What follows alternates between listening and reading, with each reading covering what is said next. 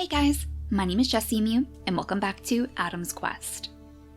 In the last episode, our tribe finally learned the true strength of the sun, when the glaciers that were blocking those ports that we needed to use finally melted. It took a total of 81 days on this island, but now we're finally ready to leave this little prison behind us. And all we have left to do is decide who's going to make the journey with us to the next island, because we only have 5 ports to work with. So naturally, our sky pirates are probably gazing on this with wonder. I wonder if Sparrow never even thought that he would see this with his own eyes.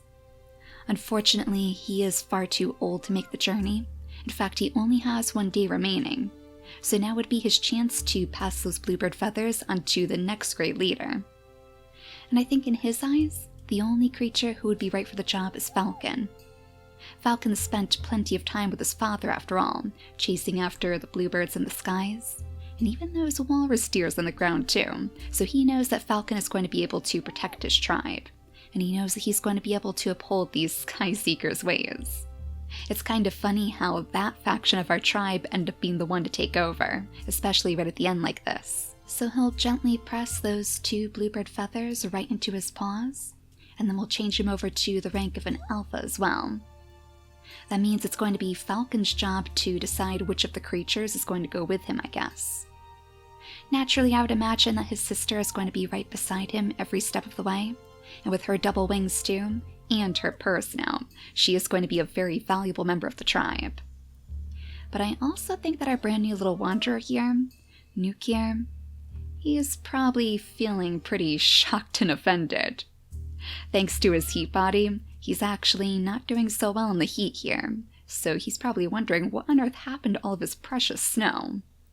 He actually liked wandering all out on his own, out in the cold out here, because he never had trouble keeping himself warm. But now that the sun has destroyed his precious mountain, I think all he wants to do is escape too. So he is going to insist that one of these port spaces is for him too. We'll have him settle down right there, right in the back, so that'll leave the front open for the leaders. Though I suppose we could always go on one last grand bluebird hunt. It's going to take quite a while for the creatures in the back to get up to the ports anyways. So maybe we could actually take this bluebird down. We'll have to bring Lark back here so she can light up the way for her father, and we probably want Sparrow to do most of the damage. He is stronger than his kids are. So Falcon, come on back here. See if that's close enough for the bluebird. Oh, you are running away now, sir, aren't you? Straight into trees, even. You would think that would hurt a little bit, even for a bluebird. Well, let's actually wait on that for a moment. Maybe he'll loop back around, and we can go over to our Oracle, who must be feeling very, very proud of herself. She has finally helped lead the tribe just like her ancestors intended. So I guess, technically, the need for these antennas is probably over. Those powers can go back to their ancestors until they're needed again. But there are other traditions that we need to take care of first, like perhaps burying Jolly. She did just pass away the day before, but I think that Winterberry has found a little root that we could use to set her remains to rest. So I can't think of anybody more fitting to bury her than Sycamore herself. I know that all of her daughters are going to mourn her passing, but Sycamore is definitely going to miss her the most. So go ahead and dig up this root for us, and that gives Ash a little bit more time to spend carving her way down the shore, but we don't want to forget about Comey either. Now, I don't think she's going to be so willing to leave this island. This is truly her home. Even though it has so many bad memories for her, very painful memories with the Arctic ram foxes. She wants to use this as an opportunity to make some new memories instead. Some happier memories to replace what she has here right now. But we're not going to let her get separated, so I suppose we could bring her right up here. She might even be able to settle down inside one of these hot springs for a moment. And is the bluebird close enough now? Oh my gosh, it is so close. Lark, if you scoot right over here to the stump, you should definitely be able to light up the rest of the way. In fact, it looks like you could probably take a swipe because it's directly over your head. And then Sparrow should probably be able to finish off the job. So on his very final day, he'll go lunging after the bluebird just one more time. and his family is going to be very, very happy to take all of that meat with them too. We don't really know what Adam's family is going to have in store for us, so it's probably for the best that we have plenty of food in our stores as well. We might even need to offer up a little bit of our food to gain their trust, just like we do for our other wanderers. So I think I'm going to leave you two right by Sparrow's side. I feel like he's going to need his family around him. He's probably a little bit disappointed that he can't join in, of course. He just doesn't want to believe that he's too old now. But that does mean that he's going to be able to remain here, right where his love Solstice passed away. And I think that Willow probably has the same thing in mind too. She's not going to leave these shores because this connects her to her sister. So she'll stay right by Sparrow's side as well, and she could probably use one of these roots to set his remains to rest too. For now, we'll bring her back here, I suppose.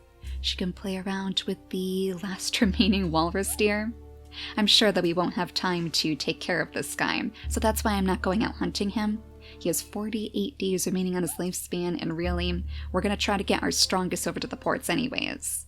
So you can just frolic around in the clovers with him for a little while, and maybe see if you can find some new roots out there too. She is the softest of the bunch, so I suppose it makes sense that she would make friends with the wildlife. Maybe this is even Solstice Reborn. I know it doesn't look an awful lot like her, but it would explain why it's sticking so close to Willow's side. Now I wonder if we're going to want to bring Ash a little bit further away from the shores. I wonder if maybe it's warmer right over here, because that was how it worked when it was cold on the mountains too. So that might be why she's struggling right now with the heat. We'll scoot her over here so she can settle down right next to the remains of her mother. And as for Winterberry, I think it might be time for you to start heading toward the Sky Pirates as well. There is no way that she's going to let them go off on this journey without her. She needs to make sure that she's watching those kids' backs. Though I am wondering if perhaps she could cross paths with a certain bunny hunter of the mountains. Kirtaro is pretty much destined to stay behind here. He has no reason to leave with us, but I'm sure that the little sunbeam could easily attract the attention of some of our creatures if he wanted to, especially because he's one of the very few remaining males on this island. So since these two have very compatible immunity genes, I was actually thinking that we could maybe breed them before we leave. So it would be a very quick romance. Maybe they would even bump into each other while he lunges for the bunny burrows. Perhaps he thought he saw something skittering in the snowdrifts, but it turned out it was just a Winterberry in her dark gray fur. But as a lookout herself, she would probably admire his dedication. So a very fleeting flutter of love might bloom between them. I think it's also interesting that Kirtaro bears such a striking resemblance to lightning. And with strength fading on this mountain, maybe this would be her chance to offer up her gifts once more. After all, Winterberry is carrying the Berryina snout in her inactive traits, so maybe this would finally be our chance to pull it out of their genetics. We would just have to place the Berryina snout into both of his mutation menu slots, and then cross our fingers and hope for the best, I suppose. It will make it much more likely that we're going to see it on their babies, assuming that Winterberry doesn't pass the gills over them instead. Though all the same, we don't really know if there's going to be water on Adam's Island, so I suppose the gills could come in handy. As for Winterberry though, we don't really want that heat body staying in the tribe anymore, because I'm sure that Adam's Island is not going to be super cold. So instead, why don't we actually downgrade Melody's blessing? The spiky body was sometimes considered to be from her doom, like a lesser version with all of those spikes. And it's not as though Winterberry isn't deeply rooted in the earth spirits either, so that could even just be a gift from Evergreen. Now as for her other slot, I'm actually kind of thinking that maybe we should go with some sort of markings.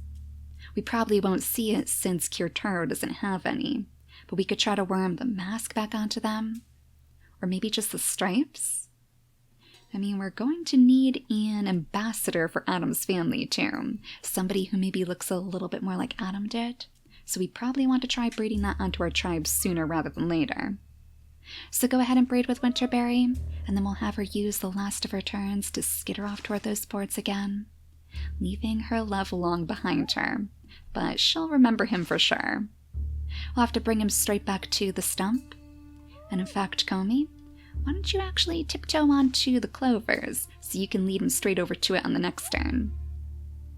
Now I suppose Sycamore might as well stay right here, watching over the place where her mother passed. And after that, I believe we're all done with our turns. There aren't too many other moves that we could possibly make here. The bunnies are too far away for our winged creatures to swoop after, so I think, Sparrow, you might be just about done. So let's go ahead and skip the day. One more day on this island, and hopefully one of our last. And now all of the snow has melted too. Not a trace is left on any of the cliffs. I wonder if we're actually getting closer to the point where it'll start getting cold again. Oh no, we still have 9 days remaining. We are going to be long gone. We just have to get Ash over to those ports. And thankfully it looks like she's doing much better now that she's not on the shore. So we just have to remember that for the future too.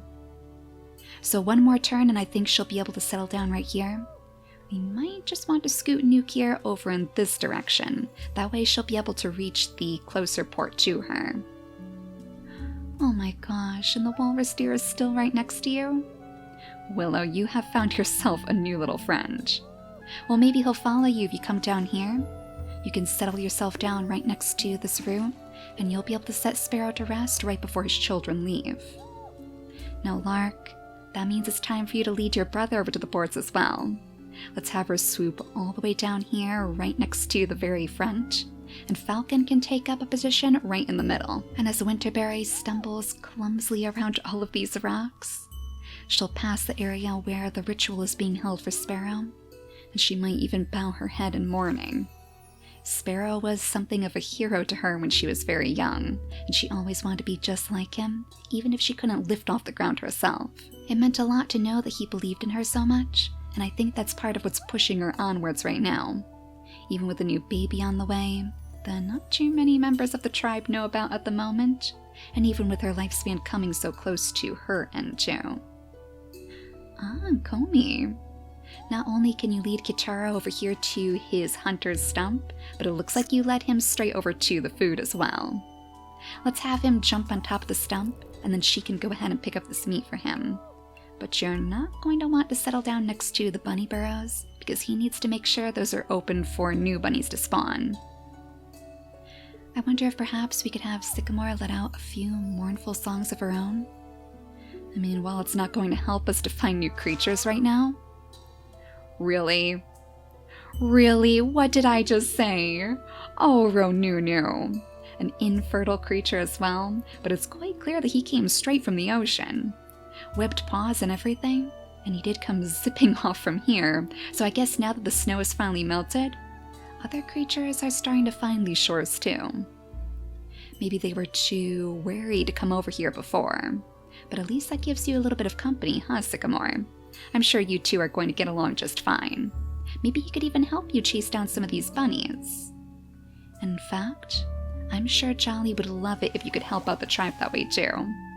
Let's have you go ahead and swipe up this bunny for us. That was so quick that I didn't even see the meat on the ground. Ronunu, did you perhaps come from some of the bandit shores maybe? Bandit's Island? Yeah, it's quite clear that the bandit brothers are trying to get themselves back into the stew. I guess they were a little bit offended that the Balance sisters had taken so much of the spotlight. Oh. And that's not exactly what I like to see. One last Arctic ram fox, probably coming after you, Komi. Maybe to finally seek revenge, but there's the one thing that the Arctic ram foxes weren't counting on, and that's that you have plenty of friends around here too. Even Sycamore who'd be willing to swoop in and lend you a hand. So go ahead and land your attack. We'll have Kirtaro come to her side and attack it too. And there we go, that Arctic ram fox is history. The other one's not so much, but I'm sure you two will be able to handle that too. And you know that Komi is going to be cheering you on every last step of the way.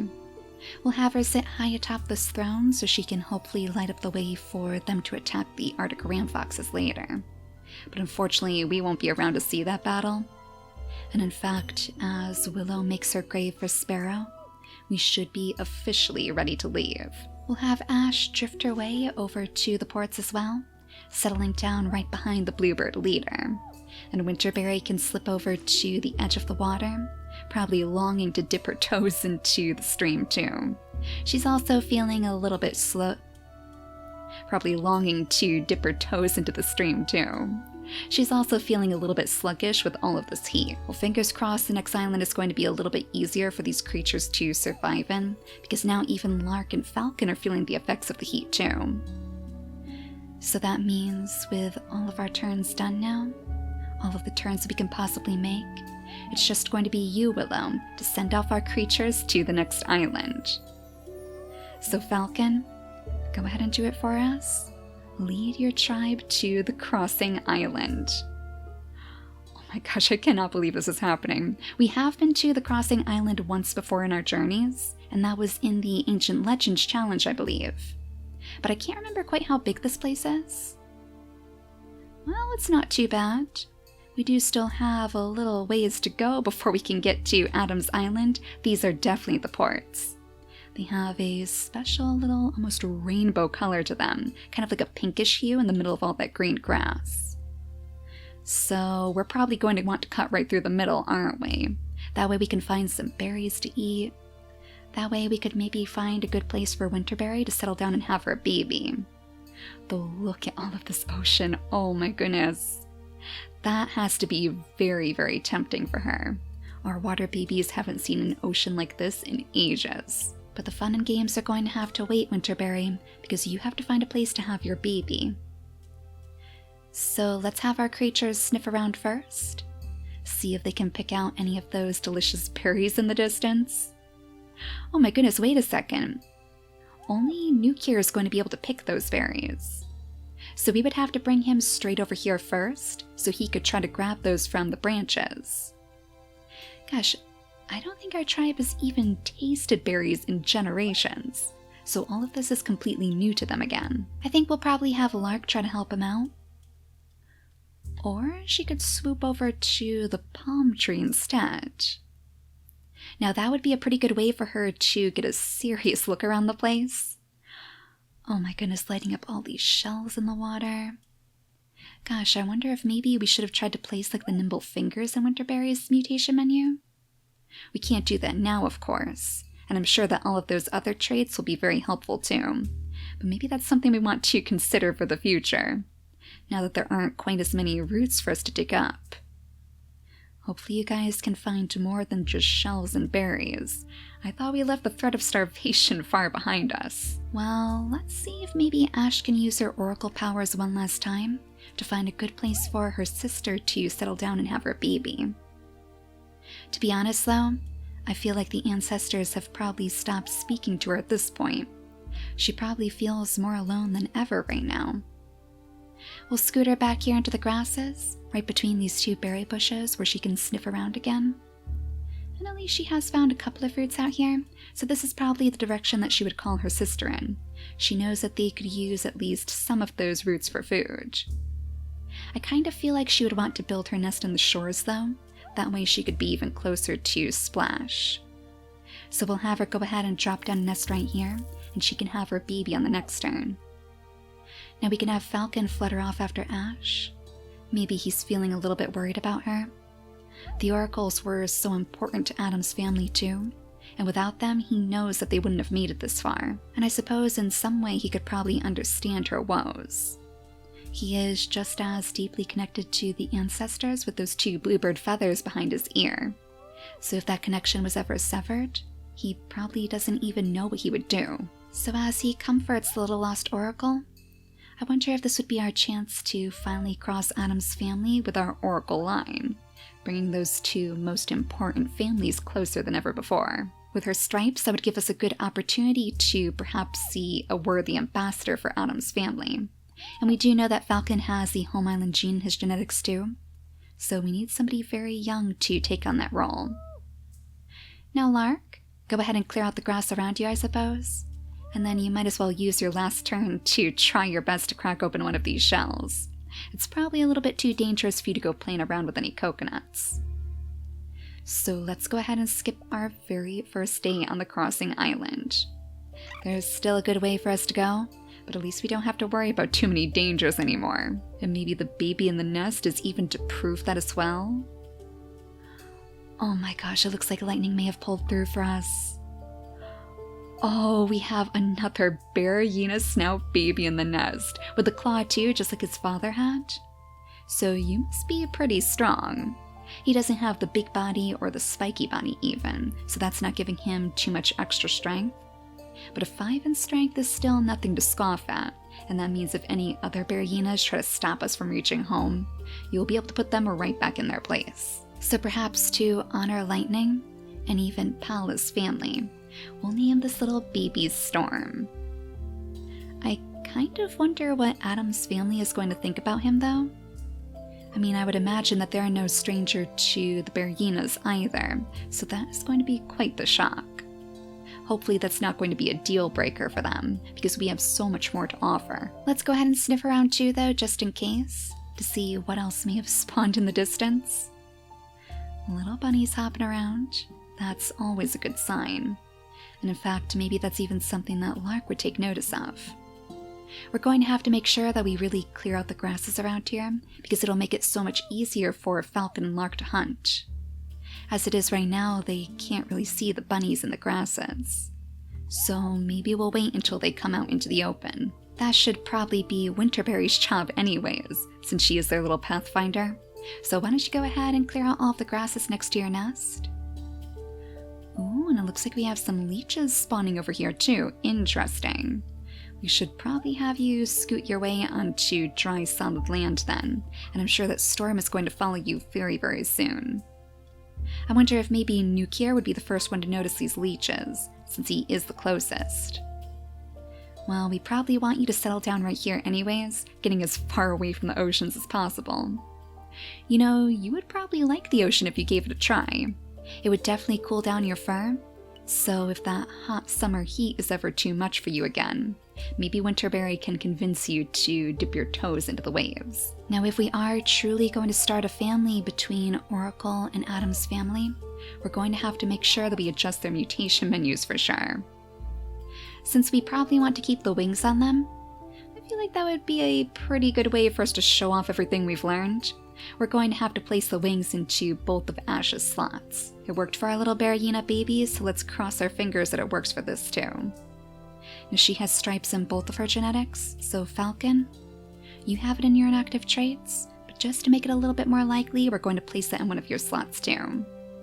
And then for the final slot, I actually want to place the Poison Fangs into his genetics. Whether or not he passes the purr snout, that should override the digging trunk that she has. We just have to hope that he doesn't pass the digging trunk instead. So go ahead and breed with Ash, and since she knows that there are so many roots over here, this would probably be the perfect place for her to settle down her nest, with easy access to food and all. And as much as I love that you're lighting up so much of this land for us, Lark, I think it's probably time that you fluttered on over here to your brother's side too. Maybe right on top of this bunny burrow for now? Oh, and can you pick off that mole for us? Excellent, there you go. Hunting for your little niece or nephew already. I think we'll probably want Falcon to stay right here though. He could pick up the grasses around here too. And we can try our best to carve a pathway straight into the heart of the island to see what might be waiting for us there. I mean, I suppose there's always a chance that the ancestors could give us a few more signs. Just a gentle nudge in the right direction. Now with fingers crossed, let's see if perhaps this first baby is going to be the perfect ambassador for Adam's family. Oh my gosh. Oh, you certainly are a little one. Oh my goodness, I don't think we could have asked for anything more than this. This is exactly what I was hoping for. All of those special genes to show what we've gained for ourselves. To show Adam's family that we've learned from our struggles. And maybe even to show them that the bluebirds are no longer to be feared. Because of this little vampire bat, he has the strength of Sparrow inside him. So 2 hits and a bluebird is done. He has the home island genes, so Adam's family would even recognize him. And he has those beautiful purple eyes too. So the only question is, are we going to rename this baby? Give him a bird kind of name, or even something to connect him to the earth spirits? Or are we going to keep with the old tradition instead, using Adam's way of naming things? Honestly, I think Heir is pretty fitting for him. I think we're going to go ahead and keep that name. And I just noticed too that he even has the Bergina ears as well. Oh my gosh, you are just the perfect mix of so many different genes. We have found our perfect ambassador. I'm not sure if Falcon is going to be able to last long enough to take the journey out of here, so we might just end up giving the bluebird feathers to Heir pretty soon. But he'll need some friends to keep him company, because we still have a few more places to fill. So I think we'll let Ash use this turn to gather up a few more of these roots, but we'll definitely have them breed again, because I'm sure one more baby between them couldn't hurt, especially if they're going to be this grand. That'll give Falcon more time to clear out a bit more of the pathway, and maybe it'll give Lark some time to explore. She's probably noticed that our resident grump really seems to like these berries. These brighten his day like nothing else, and it's probably because they're so sweet and cool, so they ease his pain without needing to dive into those dangerous waves. So let's see if Lark could find a couple more berry bushes for him to use, especially because it seems like he is running out of berries over here. We'll have her sniff around as she goes a little bit deeper. But surprisingly, there aren't too many berry bushes out here for any of them to use. She ran into one way over here, but that's going to be quite the trek. I wonder if she could even convince him to go that far. Maybe because he is not really a fan of the ocean, he'd be more willing to dive deeper into those grasses. But Winterberry, you are probably just longing to sink your toes into that wet sand. I suppose he probably wouldn't mind watching after Storm for a little while. You do have your first gem after all. So pretty soon you'll be able to watch after yourself too, and with the lack of bluebirds there's not too much for Nukier to worry about. He's kept himself so distant from our tribe that watching after their babies is probably like the last thing he wants to do. But he'll let you rest for a little while, Winterberry. You deserve some time to play too. I guess we're going to have her scoot on over this way. Or maybe just try her best to crack open one of the shells. That way she'll be able to scoop up this leech before it becomes an issue. I don't even see any piranhas down here. Maybe there's not very many locations for them to spawn. Not very much algae out here in the ocean. So maybe the leeches won't be so much of an issue after all. But let's go ahead and skip the day again. One more time before we end the episode. And one more time so we can see as Heir first opens his eyes. You have a whole big grand world to explore, and so much riding on your shoulders right now. More responsibility than you probably even know. The tribe expects so much of you, but right now at least you have a little bit of time to play. We'll have him flutter on over to the top of the bunny burrow, where his father can try his best to teach him how to hunt. His very first bunny hunting lesson. And with wings like that, there's probably no better way to impress Adam's family. So in the next episode, we'll bring little Heir out into the heart of the darkness too, to see if he can finish carving that path straight over to Adam's ports. We are so close now. Just about halfway there, actually. And then it'll be time for us to finally meet Adam's family again. I do want to make it very clear that this isn't the last time we'll ever see this tribe.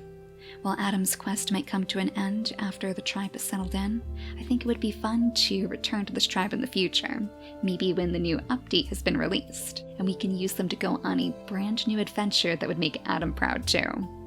But clearly we still have a few more stories left to tell, so for now, thank you all so much for watching, and I'll see you all next time. Bye guys!